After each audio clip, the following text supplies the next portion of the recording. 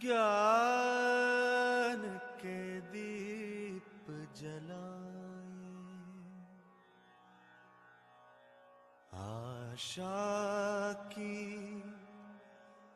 झिलमिल को रोशन बनाए। ऊंचे उठे और छू ले गगन को, ऊंचे उठे और छू ले गगन को, सवेरे की सरगम को जीवन में लाया।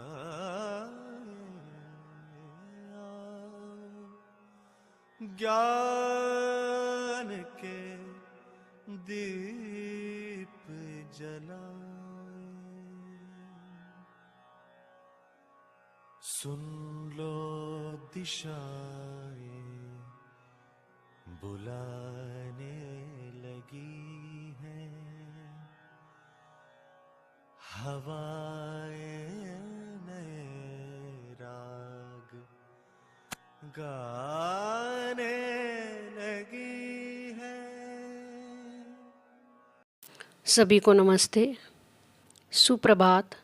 बाबा जी के प्रति कृतज्ञता, योगेश भैया के प्रति आदर भाव। आज के सत्र में आपका स्वागत करती हूँ। हम सभी लोग जीवन विद्या एक परिचय इस पुस्तक पर अंकित भैया से प्रस्तुतियाँ सुन रहे हैं। तो अंकित भैया को आज के सत्र में प्रस्तुति के लिए आमंत्रित करती हूँ। अंकित भैया जी, सभी को नमस्कार। और बहुत अच्छा लगा वो नदी का वक्तव्य सुनकर। मैंने पहले नदी के बारे में काफ़ी काम किया था और ये सुन के भी काफ़ी अच्छा लग रहा है। भैया ने दिल्ली की नदी की बात भी की थी। और एक समय था जब मैं भारत की काफ़ी सारी नदियों में घूमा था और शहरों में हर नदी नाले के रूप में दिखती है, कोई भी नदी साफ नहीं दिखती। और ये हमारे विकास का ही नतीजा है कि जिसको हम विकास मान रहे हैं। बाबा जी ने पृष्ठ 40 से 60 के बीच में विकास की बात भी की है कि अभी किस प्रकार के विकास को हम विकास कहते हैं और सही में विकास क्या है।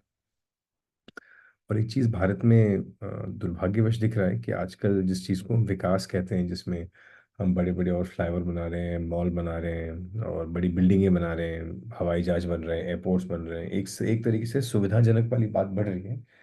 और दूसरी तरीके से इसका एक एक एक साइड इफेक्ट जैसा भी कह सकते हैं, जिसमें पर्यावरण का थोड़ा शोषण भी हो रहा है, प्रदूषण भी बढ़ रहा है।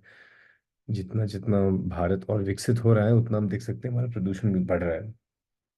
और अ, उसी के कारण आप देखेंगे लगभग भारत के जो सारे बड़े शहर हैं, और ये भी दिखेगा कि जितना बड़ा शहर है उतना बड़ा उसका प्रदूषण का स्तर भी है। और पीने के पानी जो मानव को पानी पीना चाहिए, वो कई लोग कहते हैं और बाबा जी ने भी दर्शन में कहा कि सबसे मानव के लिए पीने लायक पानी है जो सतह का पानी है। पर लगभग आप भारत के किसी भी बड़े शहर को देखेंगे तो सतह पर जो या तो नदी है या तालाब है, ये सब प्रदूषित हो चुके हैं।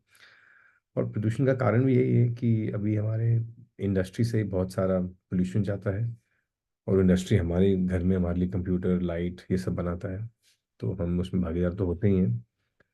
और साथ साथ में जो बहुत सारा जो सूएज कहते हैं, या तो इंडस्ट्रीज का वेस्ट है जिसे एफ्लुएंट कहते हैं, या सूएज कहते हैं जो लोगों के टॉयलेट से जाता है, ये सब जाके आजकल नदी नालों में ही मिल रहा है। और क्योंकि ये पानी के माध्यम से जाता है तो पानी पानी की तरफ जाता है। तो एक बड़ा एक असमंजस का या एक द्वंद्व वाला है कि यदि हम विकसित होते हैं तो क्या प्रकृति का शोषण होना जरूरी है, कि हम ऐसे विकसित हो सकते हैं जिससे मानव का विकास भी हो, समाज का विकास भी हो, प्रगति हो, और प्रकृति का शोषण ना हो। अ, ये एक द्वंद्व है। और लगभग 10-15 साल पहले दिल्ली के यमुना का जो स्तर था, अ, हर पानी को एक ग्रेड मिलता है, बहुत पीने लायक है, मानव के पीने लायक नहीं है, मानव के नहाने लायक है। सबसे स्वच्छ पानी मानव के पीने लायक होता है। तो दिल्ली शहर का पानी 15 साल पहले क्लास ई घोषित हो गया था। क्लास ई का मतलब है जिसमें जानवरों को भी नहलाया नहीं जा सकता। ये 15 साल पुरानी बात है। और भी Ganga action plan, Yamuna action plan करके तमाम सारे प्लान्स चल रही हैं, कुछ कुछ काम भी हो ही रहा है, सब लोग प्रयास तो कर रहे हैं। पर जितनी गति से नदी को साफ करने का प्रयास है, उससे ज्यादा गति से नदी को गंदा करने का प्रयास है। और प्रदूषण भी इसी कहते हैं। तो अगर हम देखें कि प्रदूषण शब्द किसे कहते हैं, तो आप एक नदी में एक बाल्टी मिट्टी डाल दीजिए, तो 2 मिनट में घुल जाएगा। फिर आप एक ट्रक गंदा माल नदी में डाल दीजिए, वो शायद कुछ घंटों में घुल जाएगा। तो नदी, हवा, हर चीज अपने आप को व्यवस्थित रखती है, उसमें ये एक प्रवृत्ति है। ये चलता रहता है। पर नदी या हवा अपने आप को साफ करने के लिए जो उसकी गति है, उससे ज्यादा गति से अगर हम उसमें गंदगी डालते हैं, तो फिर वो प्रदूषण कहलाता है। फिर वहां पे हम देख सकते हैं कि वहाँ सफाई नहीं होती। क्योंकि जिस स्पीड से आप कुछ भी चीज़ है, आप एक धुआं हवा में खोल दीजिए, कुछ धुआं फेंक दीजिए, और वो धुआं थोड़ी देर बाद हवा में मिल जाएगा। तो प्रकृति में ये एक प्रवृत्ति है कि हर चीज़ व्यवस्था की ओर है। प्रकृति में हर चीज़ समानीकरण की ओर है। वो हमेशा अपने अंदर जो भी अव्यवस्था है उसको पचाकर उसको व्यवस्था में बदलने का प्रयास करती है। पर अगर यदि ऊपर उस व्यवस्था को गंदा करने की जो हमारी गति है, वो उसकी साफ करने की गति से ज्यादा है, तो फिर हम प्रकृति को हरा रहे हैं। और यही प्रदूषण के रूप में बनता है। तो काफी ये एक प्रकृति कैसे हम उसको बना के रखें, एक बड़ी चीज है।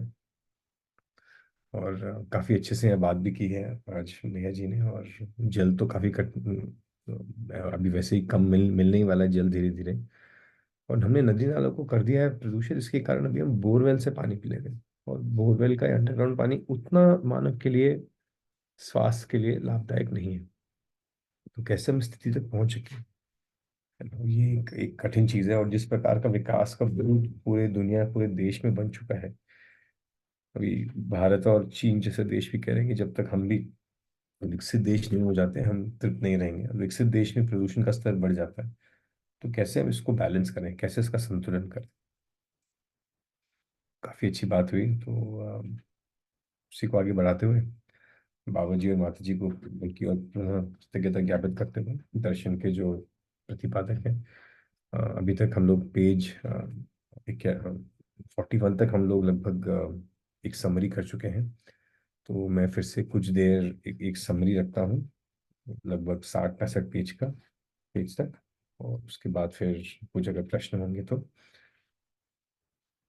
यदि किसी की कुछ स्पेसिफिक जिज्ञासाएं भी हैं, तो उससे क्या होता है कि मुझे थोड़ा वो अंदाजा भी मिलता है कि किस प्रकार से लोग सोच रहे हैं। तो यदि कुछ जिज्ञासा होगी तो उसको हम रखिएगा अंत में।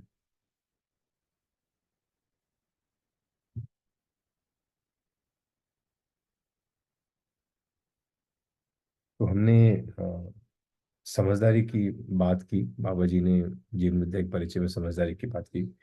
ये परिचय जो बुक है, ये एक,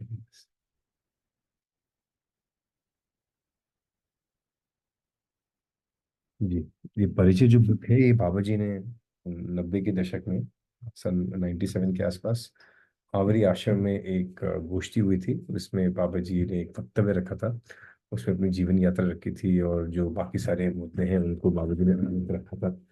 और यही जीवन विद्या परिचय के नाम से एक ये जीवन विद्या परिचय नाम से ये पुस्तक छपी, जिसकी ऑडियो रिकॉर्डिंग की। और इसमें बाबा जी ने अपनी यात्रा है और जो उनको स्पष्ट हुआ, उन्होंने उसको इसमें रखा। तो उसमें शुरुआत में देखते हैं तो अभी तक जो बात की उसको आगे बढ़ाते हुए बाबा जी बार बार समझदारी की बात कर रहे हैं कि मानव को समझदार होने की आवश्यक है, क्या आवश्यकता है। तो ये समझदारी का मतलब क्या है, ये हमको देखना पड़ेगा। तो हमें कई चीज़ों के बारे में मान्यताएं हो सकती हैं।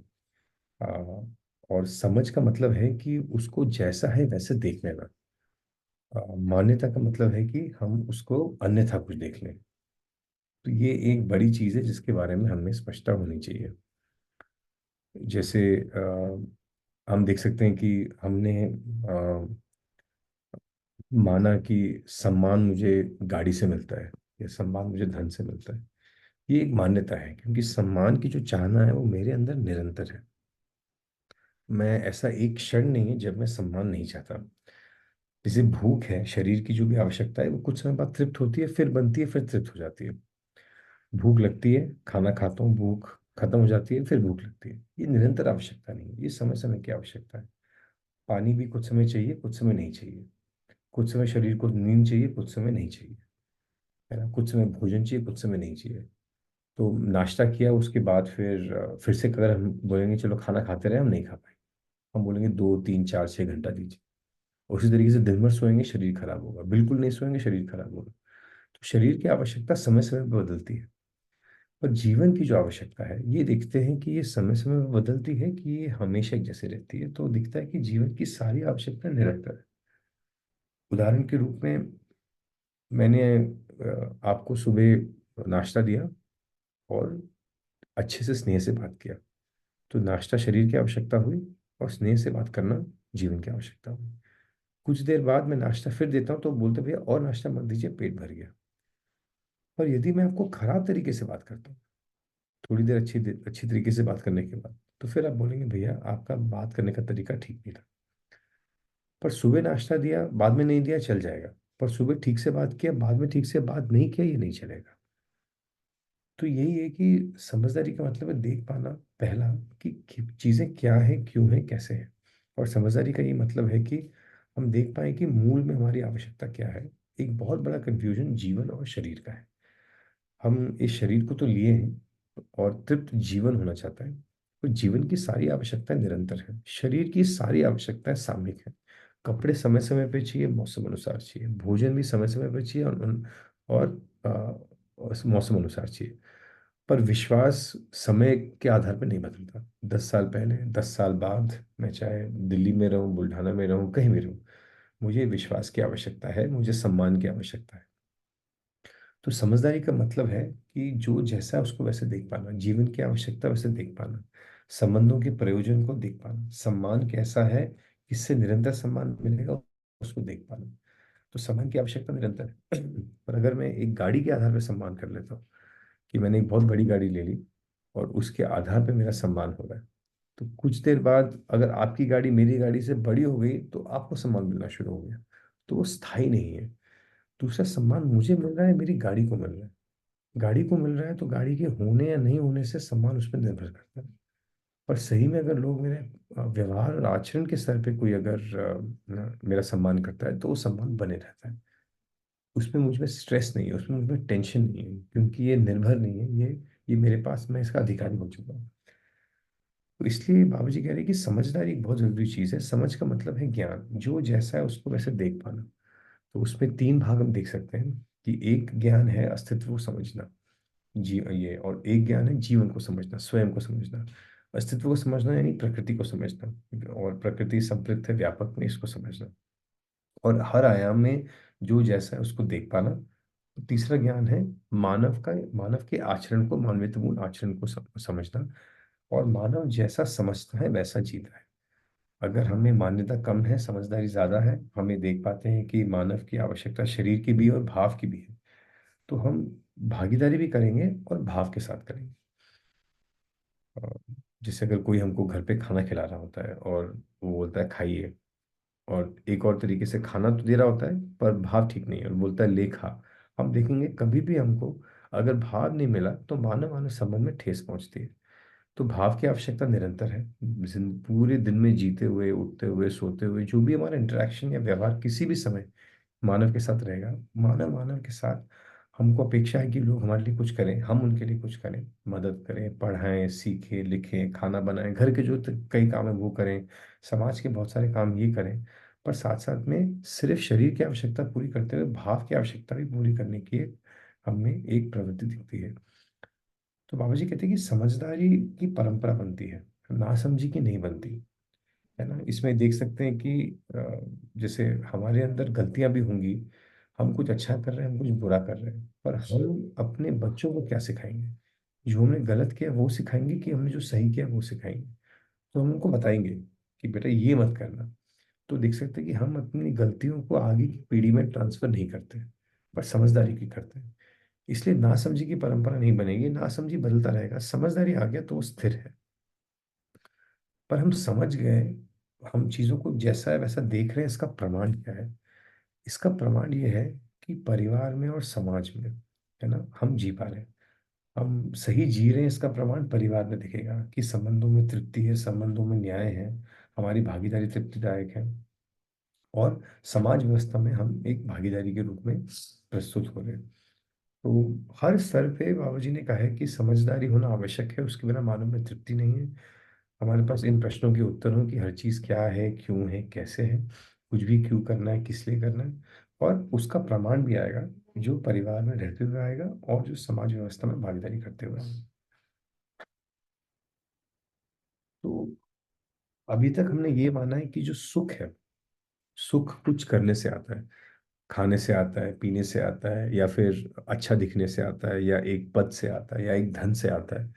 तो सुख या एक गाड़ी खरीदने से आता है, या एक प्रकार के घर करने से आता है। तो इससे सुख तो हमको मिल रहा है, पर हम इस बात से दुखी नहीं है कि हम सुखी नहीं हुए। हम इस बात से दुखी हैं कि सुख हमारा निरंतर नहीं बना हुआ है, थोड़ी देर आता है, थोड़ी देर चला जाता है। तो बाबा जी कह रहे हैं कि अभी तक मानव ने सुख के सारे स्रोत माना जो शरीर के आधार पे है, खाने पीने, दिखने, सूंघने, या सुविधा के आधार पे, है ना। कूलर में बैठे हैं, एसी में बैठे हैं, बड़ी गाड़ी में बैठे हैं, या कंफर्टेबल गाड़ी में बैठे हैं, या रेल या हवाई जहाज में जा रहे हैं। और कुछ सुख हमने देखा कि जो गहरे भी हैं, जो हम में से कई लोग उसका अनुभव तो करते ही रहते हैं। हम लोगों की जिंदगी में भागीदारी करते हैं, हम उपयोगी होते हैं, हम समाज में किसी का ख्याल रखते हैं, हम पढ़ाते हैं, हम खुद सीखते हैं, परिवारों में लोगों की जिम्मेदारी लेते हैं। इससे भी एक सुख हमको मिलता है। पर एक सुख जो जिससे को हमने बहुत अच्छे से नहीं पहचाना है, वो है समझदारी का सुख। और समझदारी का एक सुख है जो निरंतर बना रहता है। तो सुख की आवश्यकता निरंतर है, और समझ से भी व्यक्ति सुखी होता है। समझ से व्यक्ति सुखी होता है तो सुखी होकर जीता है। सुखी होकर जीने में हम अगर परस्परता में सुख को दे नहीं पा रहे हैं, पर फिर भी हम सुख के साथ हम स्वतंत्र हैं, हम परतंत्र नहीं हैं। पर यदि समझ का सुख हम में नहीं है तो फिर हम सुख की अपेक्षा बाहर से रखते हैं, चाहे शरीर से मिले या दूसरे लोगों से मिले। जब भी सुख की अपेक्षा बाहर से होती है, ये एक परतंत्रता वाली स्थिति है।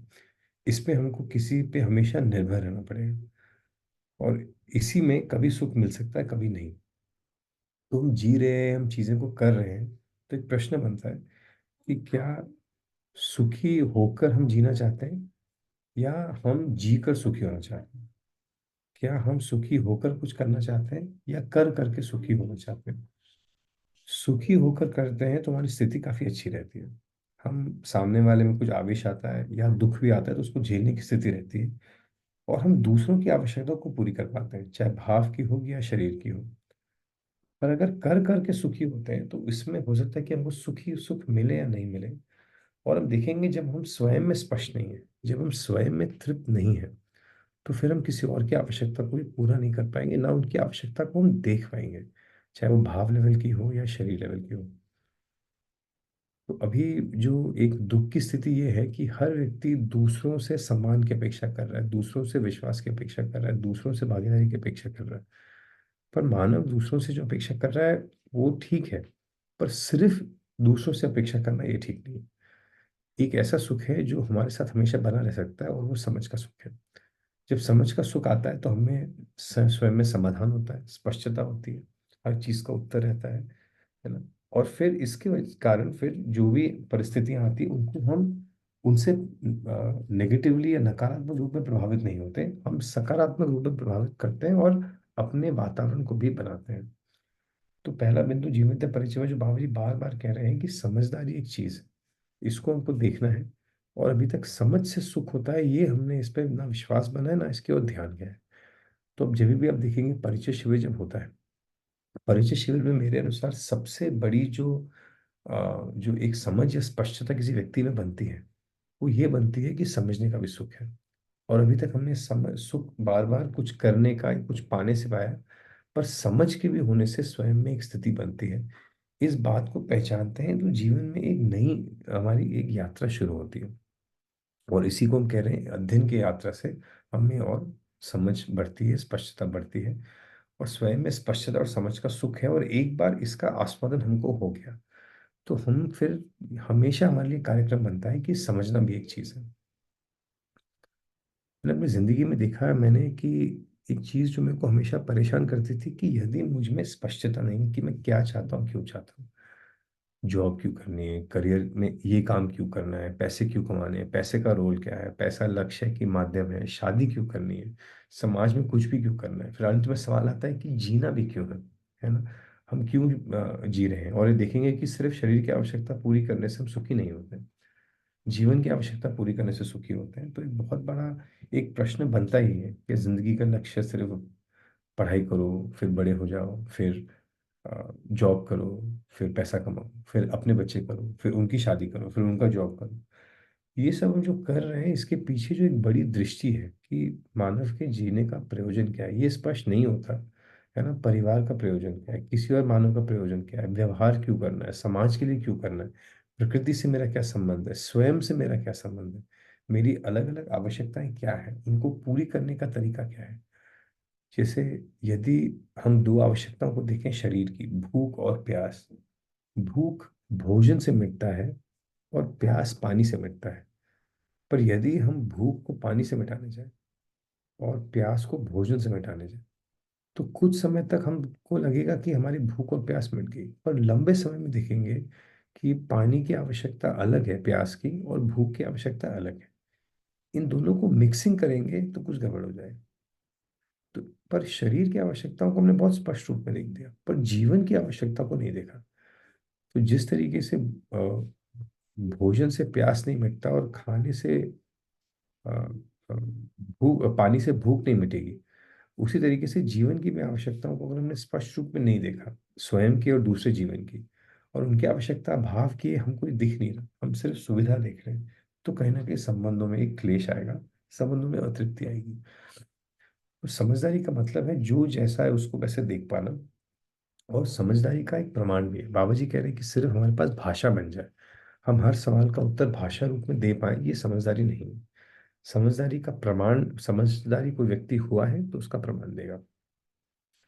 बाबा जी कई लोगों से पूछते थे कि आपकी समझदारी का स्तर क्या है, तो कई लोग बोलते थे बाबा जी बहुत कुछ समझ गए या बहुत कुछ समझ रहे हैं। तो बाबा जी कहते थे बहुत बढ़िया, समझ गए हैं तो प्रमाणित करो। प्रमाणित यानी एक और व्यक्ति के साथ हम देख सकते हैं, अपने आसपास के लोगों के साथ देख सकते हैं कि हमारा जीना कैसा है, और हमारे जीने से लोग सुखी हो रहे हैं, हमारे जीने से लोगों में स्थिरता बढ़ रही है, हम उनके लिए वातावरण बना पा रहे हैं, हम उनकी जीवन और शरीर की आवश्यकताओं को पूरी कर पा रहे हैं, हम उपयोगी हो पा रहे हैं। और मूल में बाबा जी कह रहे हैं कि अस्तित्व में हर इकाई व्यवस्थित है, हर इकाई स्वयं में व्यवस्था, व्यवस्था में भागीदारी है। चाहे वो शेर हो, भालू हो, सांप हो, पेड़ हो, जंगल हो, चंद्रमा हो, सूरज हो, मानव समझ के व्यवस्था में आता है। तो हमको दो कार्य करने हैं, मूल कार्य जो है, एक तो है स्वयं में व्यवस्था लानी है जो समझ से आती है, और एक बड़ी व्यवस्था में भागीदारी करनी है, परिवार में, समाज में, प्रकृति, ये तीन चीजों में हमारी भागीदारी की जगह है। तो इसी को आगे बढ़ाते हैं तो अभी देखते हैं कि हम लोग शरीर मूलक जी रहे हैं, और शरीर मूलक जीने से तीन बड़े बड़े लक्ष्य लोगों के बन जा रहे हैं। शरीर मूलक जीने का मतलब है कि भौतिकवाद में ये एक धारणा बनी कि मानव जो है वो शरीर है, तो शरीर की आवश्यकता पूरी करने ना कर लेना ही मानव या समाज का लक्ष्य। शरीर की आवश्यकता पूरी करेंगे तो क्या करेंगे उसमें, तो उसमें वही करेंगे कि शरीर की जो सारी आवश्यकताएं हैं वो संवेदना के लेवल पर है, तो उसी को हम सुविधा के रूप में देखते हैं। तो इसलिए दिखता है कि शरीर की आवश्यकता पूरी करना यानी और वैरायटी चाहिए हमको, भोजन की, घर की, कपड़ों की, मोबाइल की, इन सब की। इससे धीरे धीरे हम देख सकते हैं कि तीन प्रकार के उन्माद बन जाते हैं। उन्माद को हम पागलपन के रूप में भी कह सकते हैं। एक है लाभ उन्माद, कि हमको शरीर की आवश्यकता पूरी करने के लिए हमको बार बार और धन की आवश्यकता रहती है। और आप देखेंगे कि शरीर को देखेंगे तो इसमें कुछ विचित्र घटना होती है। जैसे आप एक प्रकार का भोजन रोज करेंगे तो हम थोड़ी देर बाद उससे बोर हो जाएंगे। शरीर पे एक ही प्रकार का अगर रस मिलता रहे तो उसमें हम विविधता चाहते हैं, इसलिए हम उसमें वैरायटी चाहते हैं, इसलिए हम उसको बार बार बदलते हैं। पर आप देखेंगे अगर हमको रोज विश्वास मिल रहा है तो उससे हम बोर नहीं होते। हम ये नहीं कहते यार विश्वास मिल गया मैं बोर हो गया, पर सेम भोजन मिलता है तो बोर हो जाते हैं। कुछ समय बाद हम चाय को भी बदल लेते हैं, कुछ समय बाद हम पानी पीने के ढंग को बदल लेते हैं, या हम अपने कमरे को बदल लेते हैं। तो शरीर की आवश्यकता सिर्फ अगर पूरी करते हैं तो उसमें बोरियत आ जाती है, उसमें विविधता चाहिए होती है, उसमें नयापन चाहिए होता है। शरीर की सारी आवश्यकताओं में नयापन नहीं मिलेगा तो बोरियत हो जाती है। पर जीवन की किसी भी आवश्यकता में अगर हम नयापन बार बार लाते हैं तो मानव परेशान हो जाता है। जैसे मेरा एक अच्छा संबंध मेरे एक दोस्त के साथ है, आप उस दोस्त को बदल दीजिए तो वह परेशान हो जाए। एक मेरा संबंध मेरे माता पिता के साथ, वो अच्छा है, स्थिर है। मैं रोज माता पिता अपने नहीं बदल सकता, मैं टेंशन में आ जाऊँ। संबंध अगर तृप्तिदायक है तो फिर हम नहीं चाहेंगे वो बदले। तो जीवन की आवश्यकता जब पूरी होती है तो हम उसमें स्थिरता चाहते हैं।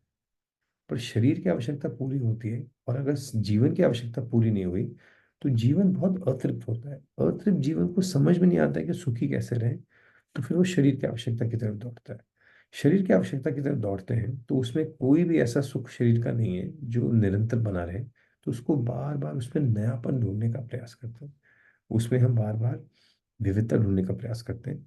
और विविधता या नयापन के लिए हमको बार बार नई चीजें करनी होती है, नए कपड़े चाहिए। हम कई बार मोबाइल फोन या कपड़े इसलिए नहीं बदल रहे कि कपड़े खराब हो चुके हैं, पर शायद हम बोर हो गए इसलिए हम कपड़े बदल रहे हैं। तो अतृप्त जीवन सुविधा संग्रह की तरफ जाएगा, अतृप्त जीवन रुचिमूलक आस्वादन की तरफ जाएगा। और इसी में फिर रुचिमूलक आस्वादन पूरा करने के लिए, शरीर की आवश्यकताओं को पूरा करने के लिए हमको बार बार अलग अलग सुविधाएं चाहिए, जिसके लिए हमको अधिक पैसा चाहिए होगा। और उसी के लिए लाभ के लिए हमारी एक पागलपन या एक उन्माद की मानसिकता बन जाती है। तो लाभ उन्माद है, लाभ ज्यादा चाहिए। और इसी इसी के साथ साथ हम देख सकते हैं फिर हमको भोग करने की भी एक प्रवृत्ति बन जाती है ना। लाभ उन्माद हो जाता है, ज्यादा भोग करें शरीर के रूप में, वो हो जाता है। और काम काम उन्माद भी हो जाता है, जिसमें शरीर की काम वासना को हम तृप्त करना चाहते हैं पर वो तृप्त होती नहीं है। और इसके कारण समाज में अनेक विषमताएं और पर धन पर नारी पर पुरुष जैसी विषमताएं समाज में आ जाती हैं। तो ये सब जो है ये समझ के ना होने के कारण, जीवन और शरीर के भेद को ना देखने के कारण, जीवन की आवश्यकता को ना देखने के कारण, अपने आप को सिर्फ शरीर मूलक देखने में से ये होता है। बाबा जी कह रहे हैं कि मानव पशुओं से भिन्न है। पशु की आवश्यकता, पशु में भी जीवन है, पर पशु की आवश्यकता शरीर के आधार पर पूरी हो जाती है। पशु, किसी भी पशु को देखेंगे उसकी चार आवश्यकताएं हैं: आहार, भोजन, निद्रा, शरीर के आधार पर कैसे वो सोता है, शरीर को बचाने के लिए उसमें भय है कि वो उसमें अपने शरीर को, अपने वंश को बचाने की प्रवृत्ति रहती है, और प्रजनन, ये और मेटिंग सीजन जो प्रजनन रहता है। तो ये चार चीजें हम देखते हैं कि पशुओं में रहती है। पर पशु शरीर के बने रहने से पशु में तृप्ति रहती है, पर मानव सिर्फ शरीर बनाए रखे ये हम हमारे लिए पर्याप्त नहीं। हमको यदि सिर्फ खाना खाने को मिल जाए, एक जगह सोने को मिल जाए, ये काफी नहीं है। तो आप देख सकते हैं कि अभी ये जीवन विद्या का सत्र भी क्यों चल रहा है, कहीं ना कहीं मानव स्पष्टता चाहता है। कहीं ना कहीं मानव में सवाल आता है कि ऐसा क्यों हुआ। मानव में जिज्ञासा है, उसमें पीड़ा है, और वो सिर्फ शरीर मूलक नहीं, वो भाव मूलक ज्यादा है। तो मानव पशुओं से भिन्न है। जीवों में हम संग्रह, समाधान, शिक्षा की चाहना नहीं देखते हैं। गाय ये आके नहीं कहती कि रोज मुझे ये घास मत खिलाओ, पर मानव को अब वही चीज रोज खिलाई तो वो आके बोलता है कि मुझे कुछ और खाने की चाहना है इसमें। इसलिए इतनी सारी दुकानें दिखती हैं, इसलिए इतने सारे भोजनालय दिखते हैं, और अलग अलग वैरायटी के दिखते हैं, और धीरे धीरे नए नए खुल रहे हैं ताकि व्यक्ति बोर ना हो सके। तो एक बहुत बड़ी चीज जो हमको देखनी है कि मैं जीवन हूँ और शरीर के साथ हूँ। शरीर और मानव का सहअस्तित्व है, शरीर साधन है। पर अभी हमने एक जो, हमें मान्यता आ गई कि हमने साधन को लक्ष्य बना लिया। तो शरीर साधन है, शरीर का भी स्वास्थ्य बनाए रखना जरूरी है। रुचिमूलक आस्वादन में कुछ गलत नहीं है। हम कुछ शरीर से कुछ आस्वादन लेते हैं, कुछ सुख लेते हैं, वो गलत नहीं है। पर शरीर के सुख को अपना सुख मान लेना ये गलती है, क्योंकि इसमें हम देखते हैं हम अतृप्त रहते हैं, हम तृप्त नहीं हो पाते। और आप किसी और, अपने घर में आपके बच्चे हैं, आपके पति हैं, पत्नी हैं, माता पिता हैं, आप एक प्रयोग कीजिए। आप सिर्फ उनके शरीर की तृप्ति के लिए काम कीजिए, ताकि सिर्फ उनको अच्छा खाने को मिले, सिर्फ उनको अच्छा रहने को मिले, अच्छे अच्छे मोबाइल मिले, अच्छी गाड़ियां मिले। आप देखेंगे वो व्यक्ति कुछ देर बाद अतृप्त हो जाए। पर भाव मिलता है तो ये सब सुविधाओं के साथ आनंद भी आता है, नहीं भी रहे, कम भी रहे तो चल जाता है। पर भाव नहीं मिलता तो कुछ देर बाद ये सुविधाएं देखते हैं हम इससे तृप्त नहीं हो पाते। या तो हम इनमें फिर से विविधता चाहेंगे, इनको बदलना चाहेंगे, या हमें कुछ अतृप्ति होगी तो संबंधों में वो क्लेश के रूप में उतरेगा। तो एक बहुत बड़ी चीज है कि हम जीवन है और जीवन सुखी होना चाहता है, और जीवन का लक्ष्य क्या है, जीवन तृप्ति चाहता है और निरंतर रूप में चाहता है। तो जो अभी तक हमने बात की कि हम लोग ये देख पाते हैं, स्वयं को जीवन रूप में पहचान पाते हैं, अपनी आवश्यकता को पहचान पाते हैं, और शरीर की आवश्यकता को पूरी करना बहुत दिक्कत नहीं है। जीवन की आवश्यकता को समझ जाना ये बड़ी चीज़ है, और स्वयं को और दूसरे को भी जीवन रूप में देखते हैं, तो फिर हम देखते हैं कि हम और एक अच्छी स्थिति की तरफ बढ़ते हैं। तो देखेंगे कि एक ज्ञान है जीवन को देख पाना, स्वयं को, उसको कह रहे हैं जीवन ज्ञान। एक ज्ञान है अस्तित्व को देख पाना, प्रकृति को देख पाना, उसकी चार अवस्थाओं को देख पाना, व्यापक में कहीं कुछ संपृक्तता है उसको पहचान पाना, इसे कह रहे हैं अस्तित्व दर्शन ज्ञान। और एक और ज्ञान है कि मानव को कैसे रहना है, मानव को कैसे जीना है, उसका आचरण कैसा होना चाहिए, इसे कह रहे हैं मानवतापूर्ण आचरण ज्ञान। बाबा जी ने दर्शन में आचरण को एक बहुत बड़ा ऊंचा स्थान दिया, क्योंकि बाबा जी कह रहे हैं कि व्यापक एक ऐसी वास्तविकता है जो हर जगह फैली हुई है, और ये खालिस्तान जो है ये दो इकाइयों के बीच में दिखती ही है, पर हम सब व्यापक में संपृक्त हैं। और व्यापक में संपृक्त होने से एक घटना घटती है। जैसे लाल रंग में अगर आप एक सफेद चुन्नी को किसी लाल पानी में डुबो दीजिए, सफेद कपड़े को, तो वो लाल हो जाएगा। आप मीठी चाशनी में एक चीज को डाल दीजिए, कुछ खाने की चीज को, तो वो मीठी हो जाएगी। उसको नमकीन पानी में डुबो देंगे तो नमकीन हो जाएगा। पीले रंग में सफेद कपड़े को डालेंगे तो पीला हो जाएगा। तो जिस चीज में संपृक्त रहती है उसके अनुरूप वो हो जाती है। तो उसी प्रकार से एक पूर्ण वास्तविकता में, जिसको हम व्यापक कह रहे हैं, एक ऊर्जा है जो सब जगह फैली है, पूरे अस्तित्व में व्यापक व्यापक फैला हुआ है, इसलिए उसे व्याप्त कहा, जो सब जगह है। और ये पूर्ण है, पूर्ण इसलिए क्योंकि इसमें कोई परिवर्तन नहीं हुआ, इसमें कुछ कम ज्यादा नहीं हुआ है, इसलिए कह रहे हैं इसे पूर्ण। पूर्ण में संपृक्त होने से हमारी भी चाहना पूर्णता की है। जैसे लाल रंग में भिगाने से लाल हो जाता है कपड़ा, मीठे में भिगाने से कुछ चीज मीठी हो जाती है, पूर्ण में संपृक्त होने से, डूबे होने से, भीगे होने से, घिरे होने से हम भी पूर्णता की ओर अग्रसर होते हैं। इस पूर्णता को देखेंगे तो अस्तित्व में हर चीज में दो प्रवृत्तियां दिखती हैं। एक, हर इकाई स्वयं में व्यवस्था में रहना चाहता है, चाहती है, और व्यवस्था में भागीदारी करने की प्रवृत्ति इकाई में दिखती है। तो मानव भी स्वयं में व्यवस्था होना चाहता है, जो ज्ञान से होता है, और व्यवस्था में भागीदारी करना चाहता है। तो ये दो चीजों से हम अपने आप को वंचित करेंगे तो वंचित रहेंगे। तो हमको प्रयास करना चाहिए अपने मूल लक्ष्य के लिए, जो स्वयं में व्यवस्था है, और वो समझ से आती है, और व्यवस्था में भागीदारी जो जीने से आती है। तो समझ और जीने का ही संतुलन है, समझ और जीने को ठीक से करने से मानव तृप्त होता है। और अब देखेंगे, कभी भी हम किसी के लिए उपयोगी होंगे, कभी भी हम किसी के लिए कुछ भागीदारी करेंगे, तो हम देखते हैं कि उससे हमको एक अच्छा लगता है। भागीदारी उपयोगिता की एक तृप्ति है, जिससे हमें एक स्थिरता, एक तृप्ति आती है। तो मानवीय के आचरण को देखेंगे तो इसमें बाबा जी ने कहा है कि अ, हर इकाई का, जैसे मैंने कहा कि पूर्णता की ओर अग्रसर है, तो हर इकाई का आचरण भी स्थिर है। शेर है, भालू है, सांप है, पेड़ है, सूरज है, चंद्रमा है, इनका आचरण स्थिर है। हर इकाई स्वयं में व्यवस्था व्यवस्था में भागीदारी कर रही है। मानव का आचरण स्थिर नहीं हुआ। मानव का आचरण स्थिर नहीं होता, तो ये उसके लिए अतृप्ति का मुद्दा बनता है, और अन्य लोगों के लिए भी एक विषमता या अतृप्ति का मुद्दा बनता है।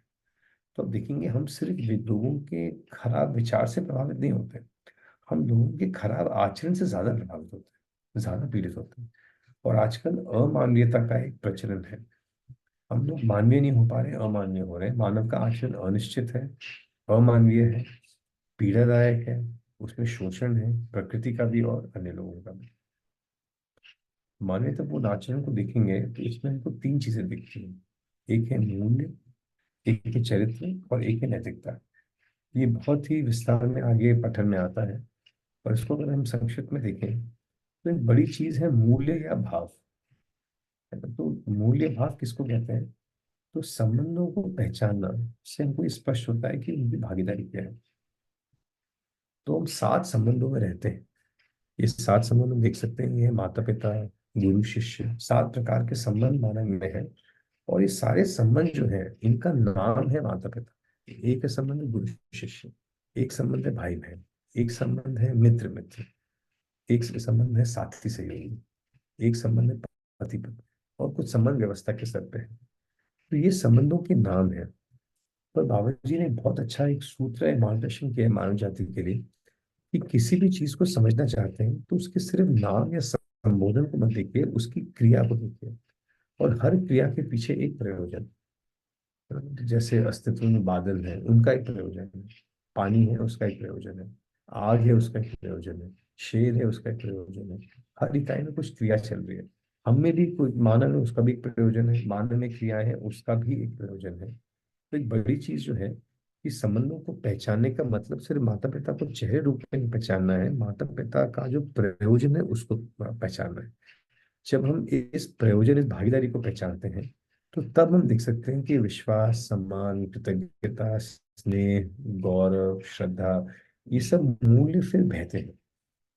संबंध को पहचानने का मतलब उसके प्रयोजन को पहचानना। जैसे माता पिता का प्रयोजन है कि बच्चे का पोषण और संरक्षण करें, ये एक भागीदारी है, ये उसका प्रयोजन है। और जब इसको पहचानते हैं तो हमें कृतज्ञता की भावना आती है ना। हो सकता है कि मेरे माता पिता के साथ मेरा मतभेद है। जैसे कई युवा हमारे शिविरों में आते हैं और कहते हैं कि माता पिता की सोच अलग है, हमारी सोच अलग है। पर सोच में भिन्नता हो सकती है, पर एक गलती जो इसमें हो जाती है कि माता पिता चाहते हैं मैं शिक्षक बनूं, मैं चाहता हूँ मैं वकालत करूं, मैं वकील बनूं। इसी भेद को हम मान लेते हैं कि माता पिता और हम एक दूसरे का सुख नहीं चाहते। पर ये एक गलत मूल्यांकन हुआ स्थिति का। हमें देख सकते हैं कि अगर हम देखें तो एक प्रयोग मैं कई युवाओं के साथ करता हूँ। जैसे मैंने उनसे पूछा कि ये बताइए, माता पिता आप आपकी सफलता चाहते हैं कि नहीं? वो बोलते हैं हाँ। मैं कहता हूँ कि आप अपनी सफलता चाहते हैं कि नहीं? युवा बोलते हैं हाँ। कहते हैं माता पिता आपको सुखी देखना चाहते हैं कि नहीं? बोलते हैं हाँ। आप अपने आप को सुखी देखना चाहते हैं कि नहीं? बोलते हैं हाँ। तो फर्क कहाँ है? फर्क ये आया कि सुखी होने का जो मान्यता है, या सुखी होने की हमने चयन किया है, जैसे करियर में किस प्रकार के जॉब को लेना है, उसमें एक अंतर है। वो चाहते हैं मैं शिक्षक बनूं, मैं चाहता हूँ मैं वकील बनूं। इतना सा ही अंतर है, पर इतने छोटे अंतर को जो किस प्रकार से या किस माध्यम से मैं अपने आजीविका को, इस स्वावलंबन को पूरा करूं, इसको अगर हम व्यक्ति के भाव के खराब होने को अगर उसका निष्कर्ष बनाते हैं, तो एक बहुत बड़ी एक चूक हो गई हमसे।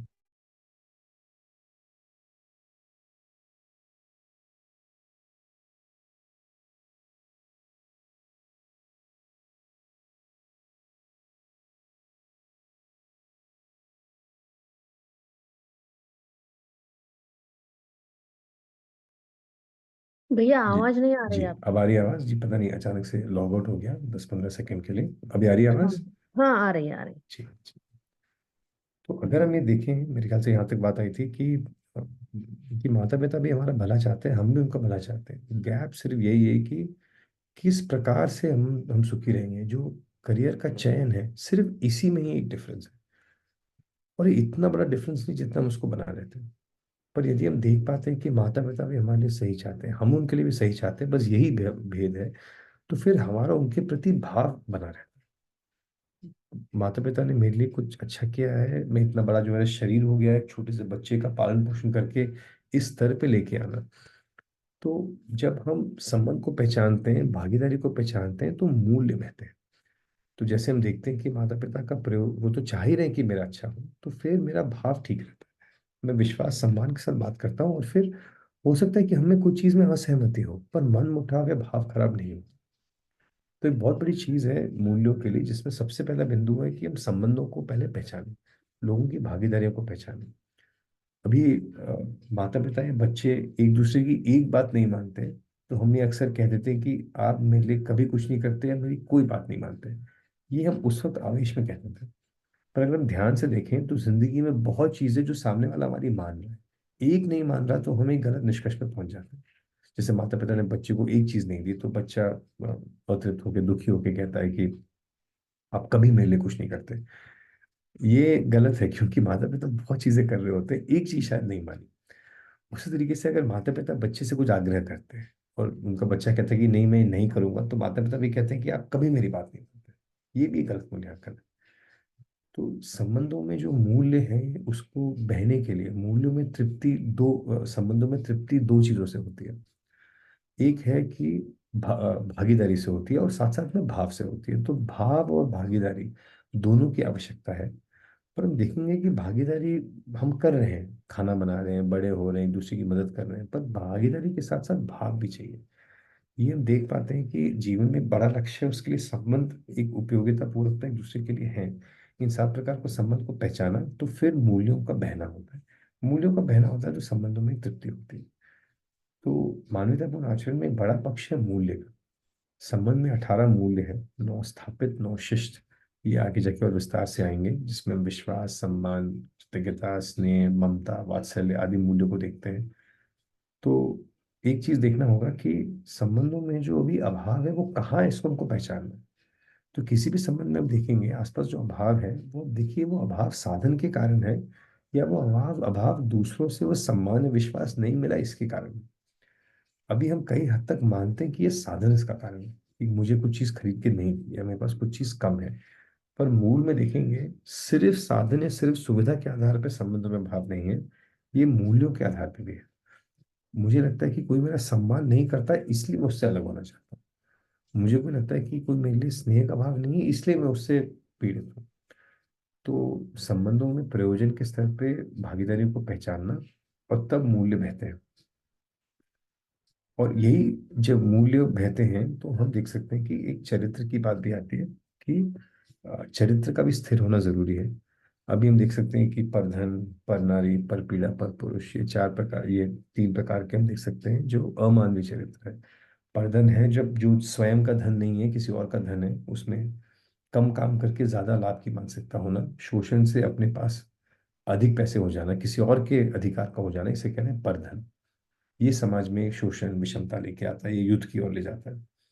फिर एक और है पर नारी, पर पुरुष, कि एक विवाह एक प्रयोजन है, मानव संबंध एक चीज है, परिवार में एक पति पत्नी रहते ही हैं।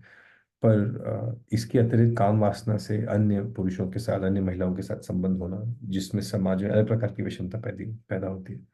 और स्वयं को शरीर रूप में देखते हैं तो फिर एक व्यक्ति भी लगता है कि हमारी आवश्यकताओं को पूरी नहीं कर पाए। इसी तरीके से पर पीड़ा जो है, कि दूसरों को पीड़ित पीड़ित करना, उनके साथ अच्छा व्यवहार ना हो पाना। तो ये समाज में विषमता है चरित्र के रूप में। इसका जो सही स्वरूप है कि मूल्यों की पहचान होती है, संबंधों की पहचान होती है, मूल बहते हैं, तो चरित्र भी स्थिर होता है। और चरित्र के स्थिर होने का मतलब है कि हम स्वधन में रहते हैं।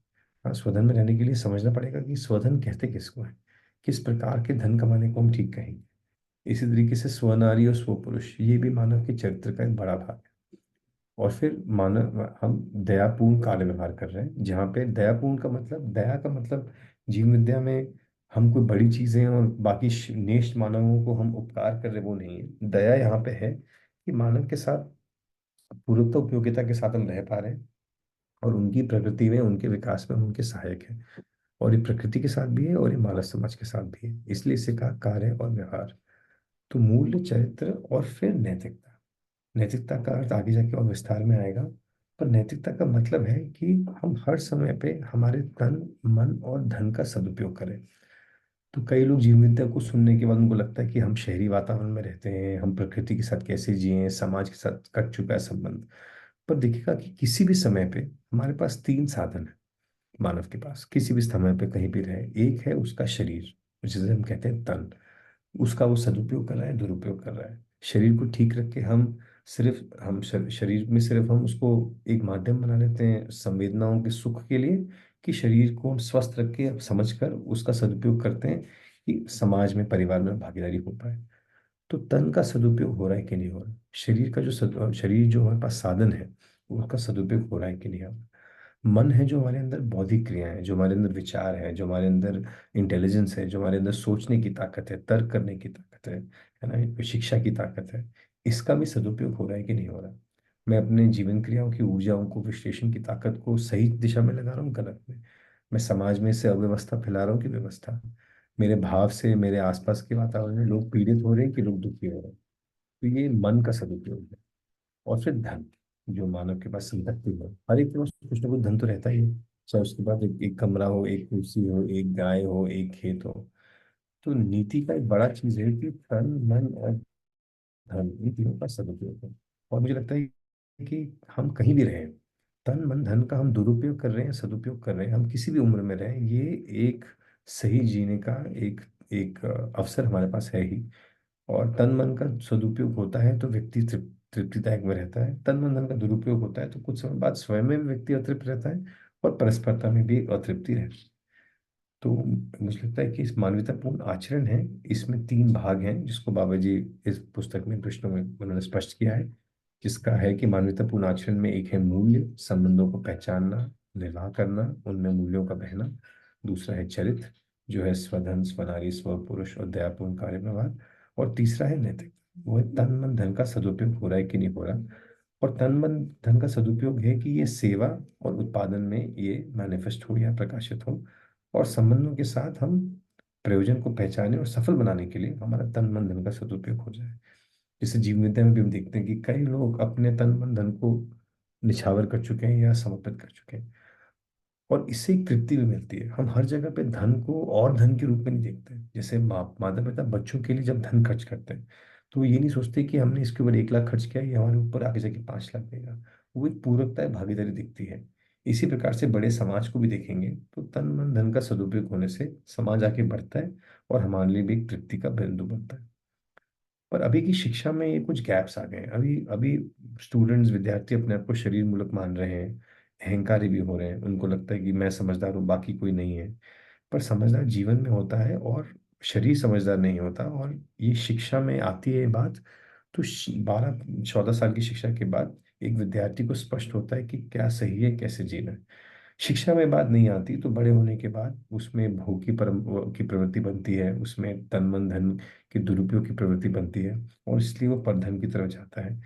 तो वो जीवन क्या है, शरीर क्या है, स्पष्ट होता है, ज्ञान समझ व्यक्ति में स्थापित होती है, तो उस प्रकार से वो तृप्त होके एक बड़ी व्यवस्था में भागीदारी करता है। तो तीनों अवस्थाएं मानव के लिए पूरक हैं। मानव इनके लिए पूरक नहीं है, चाहे पदार्थ अवस्था हो, प्राण अवस्था हो, जीव अवस्था हो। तो पर मानव को जब ये स्पष्ट होता है, समझ में आता है, शिक्षा में उसको मिलता है, तो वो इन तीनों के लिए पूरक फिर होता है। और आज की विकास की परिभाषा है, जो हमने सुबह शुरू में नदी की बात भी की थी, कि आज की विकास की परिभाषा है कि भौतिक विकास हो जाए, इंडस्ट्री बन जाए, सुविधा मिल जाए, है ना, और बिजली आ जाए, और बड़े बड़े यंत्र आ जाए। पर सही विकास सिर्फ साधन का विकास नहीं है, जीवन में जागृति है, इसी को कह रहे सही विकास है। जीवन में समझ है, इसी को कह रहे सही विकास है। तो आज समरी रूप में इतना रखना चाह रहा था, जो और 20 पृष्ठ में बाबा जी ने कवर किए हैं। जी, हमारे पास कुछ मिनट है, यदि कोई कुछ रखना चाहता है तो कृपया रखिए। जी, मंजू दीदी, किसी के कोई कुछ जिज्ञासा, स्पष्टीकरण हो, बस कुछ मिनट है तो उसमें उसको कर सकते हैं। जी भैया, धन्यवाद भैया। बहुत ही अच्छा रहा भैया आज का सत्र। जीवन विद्या परिचय में समझदारी की बात की है, तो इसमें समझदारी, मान्यता, शरीर की आवश्यकता और जीवन की आवश्यकता, इसमें जो डिफरेंस है ये भी समझ में आया। जीवन की आवश्यकता निरंतर है, और जीवन की आवश्यकता देख पाना, जो जैसा है वो समझना। समझने का मतलब है ज्ञान, अस्तित्व को समझना, मानव के आचरण को समझना और खुद को समझना। ये 3 मुद्दे बहुत ही अच्छी तरह से स्पष्ट हुए भैया। भाव की आवश्यकता निरंतर है जीवन में। समझदारी की परंपरा बनती है, नासमझी की परंपरा नहीं बनती। सुख, सुख क्या है, तो सुख भी निरंतर नहीं बना है, क्योंकि हम शरीर के आधार पर देख रहे हैं, इसलिए सुखी नहीं हो रहे हैं। और बाहर से सुख की अपेक्षा करेंगे तो ये निरंतर नहीं है, इसीलिए दुखी है। ये भी बहुत अच्छा स्पष्ट हुआ भैया। और समझ से सुख है, अध्ययन से स्पष्टता बढ़ती है। जीवन की आवश्यकता पूरी करने से सुखी होंगे, नहीं तो हम शरीर के पीछे पड़े हैं। मानव के जीने का प्रयोजन, समझदारी का प्रमाण, अस्तित्व में हर इकाई व्यवस्थित है, मानव समझकर व्यवस्थित होगा। बहुत ही सुंदर भैया। और भाव से तृप्त होते हैं। जीवन की आवश्यकता में भोगोन्माद, कामोन्माद, लाभोन्माद, ये भी अच्छी तरह से स्पष्ट हो गया। मानव मानव एक जीवन और शरीर की संयुक्त अभिव्यक्ति है, और व्यापक, यानी कि व्यापक अस्तित्व में फैला है। ये पूर्ण है। पूर्ण में संपृक्त होने से, यानी कि डूबा भीगा घिरा होने से हम पूर्ण होते हैं। और मानव स्वयं में व्यवस्था है, और व्यवस्था में भागीदारी करना चाहता है। बहुत ही सुंदर भैया। मानवीयता, पूर्ण आचरण, तो हर इकाई का आचरण स्थिर है, मानव का आचरण स्थिर नहीं है, इसीलिए अतृप्त है। तो मानव का आचरण, मानवीयता पूर्ण आचरण बताया है। मूल्य, चरित्र, नैतिकता, ये भी बहुत ही अच्छी तरह से स्पष्ट हुआ। और बहुत ही सुंदर रहा भैया आज का सत्र। अगर कोई किसी के प्रश्न हो तो कल भी हम शेयर कर सकते हैं। जी धन्यवाद दीदी। और अगर कोई ये इनके पृष्ठ को लेके कोई शब्द है या कोई वाक्य है या जो आज बात हुई इसकी कोई अस्पष्टता भी है, तो अगर कुछ प्रश्न भी होंगे मुझे मैसेज भी कर देंगे, तो उनको लेके मैं आगे बढ़ सकता हूँ। कई बिंदु में हमारी बात हो रही है, अब हम लोग प्रत्यक्ष भी नहीं है, मैं आप लोग को सुन नहीं पाया हूँ अभी तक, तो हो सकता है कि कुछ चीज़ें जो मैं कहना चाह रहा हूँ पहुंची कि नहीं पहुंची। तो निसंकोच मुझे मैसेज भी कर देंगे, तो उन मुद्दों को कल मैं और स्पष्ट कर दूंगा। और अगले 2 दिन में फिर हम जो रिमेनिंग पृष्ठ हैं उनको समरी रूप में पूरा करेंगे। जी। जी भैया, धन्यवाद भैया आज की प्रस्तुति के धन्यवाद लिए। भैया। आपका सभी के ओर से आभार। जी। और आज सब का दिन मंगलमय हो, इसी शुभ कामना को लेकर आज का सत्र यहाँ समाप्त करते हैं और रुकते हैं।